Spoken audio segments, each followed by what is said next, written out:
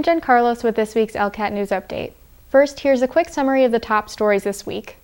After lengthy discussion of the pros and cons, the school committee on Monday voted 3-2 to opt out of the school choice for the upcoming school year. Districts vote each year to participate in the plan, which allows students from outside districts to attend East Longmeadow schools. East Longmeadow has not participated in the program for more than 25 years. More details from the discussion after the news summary. On Tuesday, the Town Council met with town department heads to discuss details of the fiscal year 2019 budget as presented by Town Manager Denise Menard. The proposed budget represents a 3.78% increase over last year and projects a tax rate of $21.80. The Council's final vote on the budget will take place at its meeting on May 8th. Also at Tuesday's meeting, the Council voted to advance a bylaw change proposal to a public hearing. The Planning Board recommended against the change, which would have removed a screening requirement for commercial vehicles in residential districts. The Planning Board decided that the total elimination of the requirement for garaging or otherwise masking commercial vehicles was not appropriate.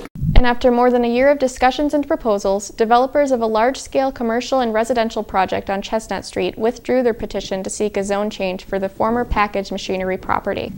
The project and zone change that would have allowed it to move forward were the focus of numerous meetings, public hearings, and presentations by the proponents. The withdrawal of the proposal followed a meeting on Tuesday between the developers, the Council's Planning Subcommittee, and new Director of Planning and Community Development, Constance Broaders. With the members of the subcommittee, we have agreed that at this point in time we'll withdraw our petitions to give the town planner ample opportunity to be able to review the proposal in the master plan. More of this after the news summary. On Thursday, the 3 candidates for school committee attended a meet and greet hosted by the Council on Aging. The public had a chance to interact informally with Susan Mantoni, John Torsha, and Sarah Trulio. The preliminary election will be held on Tuesday, May 1st at Birchland Park School. And on Friday, the East Longmeadow Bark Park Association presented a fire department with rescue breathing apparatus called O2 for Life, an oxygen mask kit that allows firefighters to provide breathing assistance for pets. Over 5,000 fire departments nationwide have been equipped with the masks through donations made by organizations like the East Longmeadow Bark Park Association. That's it for our news summary. Now we'll look at the school committee's discussion of school choice for the upcoming school year. We do have to have a vote this evening because we actually have to make sure that we know what grade levels, if we were to enter into school choice, that we're doing that. You have to do that by May 1st. What the leadership team had recommended was that they would certainly be in favor of looking at this in a very structured and planned way. And so specifically, the sort of gateway for applications generally come in when you're at one of those entry-level grades, such as 6th grade or 9th grade, or I guess if you look at our 3 through 5 schools, we might be a group that looks at it at 3rd grade as well. They certainly are in favor of having students join us as early as possible, but they understand that you want to look at, if you're doing this in a very planned and structured way, where do you have a class that maybe is smaller than the average class going through. We have 12 students that choice out of East Longmeadow to other districts. And what is the correlating state? Yes. 5,000. 5,000. Right. So what if we replace that in kind with 12 incoming school choice students?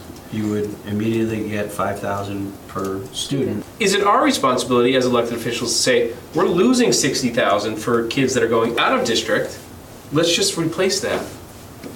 Because that's taxpayer money. I feel people of this town, they pay their taxes to be in this town, to have their students educated in this town. I'm pretty solid about how I feel about that. I look at bringing students in, I'll just use Birchland, and I'm giving you this example. Yep. Students come in, say in 6th grade, you may have some smart kids in there, and I know that Tim Allen would do his best to try to fulfill all of this, but say for instance, there is 30 spots for pre-algebra on each team. And your kid doesn't get in because somebody from another town got in and beat your kid out. There's only 30 seats in that classroom, so your kid's not going to get into pre-algebra that year. Do I believe that Tim Allen will do his best? Yes, but I'm using that as an example. Move over to the high school.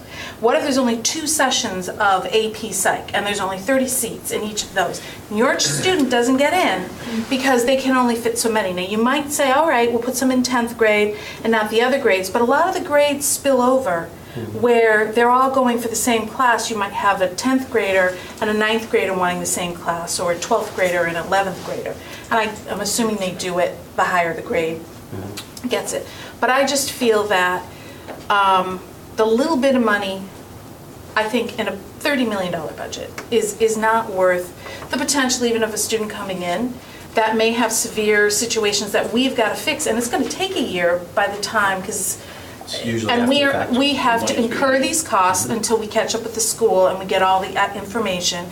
We go through the IEP process, and that's money coming out of our pockets. If you truly want to have a more diverse school system, then Metco is the way to go. But diversity doesn't only mean from Springfield or Holyoke. Diversity means from other backgrounds other than growing up in East Long Meadow. Well, how big are the backgrounds between here and Wilbraham or Ludlow? I mean, I'm talking about... There's a lot of different towns in this that are more rural or more urban or... No, I know. I've worked in Long Meadow. Long Meadow is by far the most diverse school system I've ever been in. And they have school choice. Absolutely. And they allow But it's not the school choice kids that make it diverse. It's just the community and how they've come together. It's the demographics. Yeah. Hamden is probably the least diverse group of people I've ever been around. Lovely kids, great kids. They've got, kids, who come in from Wilbraham that add to it. So, because they're all regional, I know. So I don't know. That's just my opinion. That's, See, I've talked to a lot of people, my colleagues across the state, and a lot of districts that participate in it participate because they have to.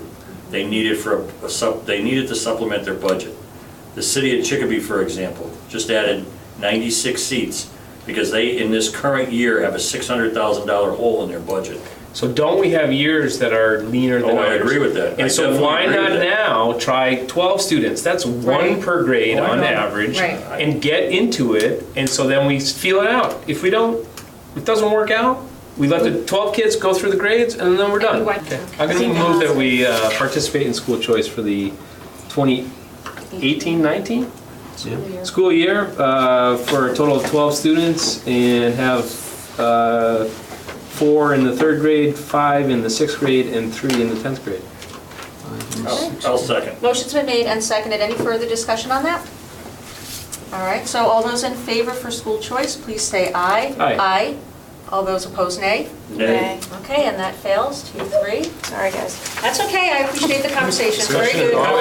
Always great to talk about. Yes, it is. Now, the withdrawal by New Jersey developers M&M Realty Partners and property owners of 330 Chestnut Street of their petition to change the old package machinery site from industrial to a new mixed-use zone.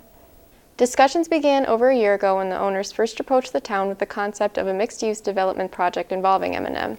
Over the course of numerous meetings and public hearings before the town council and the planning board, as the scope of the project became more clearly defined, concerns arose over the density and number of residential units being proposed. In February, based on concerns raised at public hearings, the council created a planning subcommittee to attempt to address some needed clarification to the draft bylaw. There's a lot of changes that were brought up in this bylaw that we have here right now. And there's some questions, and people brought up some very good theories, some very good positions, and I think that we should get a subcommittee together to sit down and go over it and actually present the full written language with those considerations taken in with this board, because their hearing is the public hearing for planning is closed. So I think we should put a subcommittee together to examine the changes that people had concerns about and put it together bring it back and continue this hearing until the next meeting. And then on April 9th, Constance Broaders took over as the town's new Director of Planning and Community Development. Foremost among her priorities is to update the town's comprehensive master plan, something required under state law every 10 years. East Long Meadow's current comprehensive plan was drafted in 1976. The petitioners cited that on Tuesday as a significant factor in their decision to withdraw their petition for a zone change. We've had some discussions, been present at some of the subcommittee meetings that you all have had.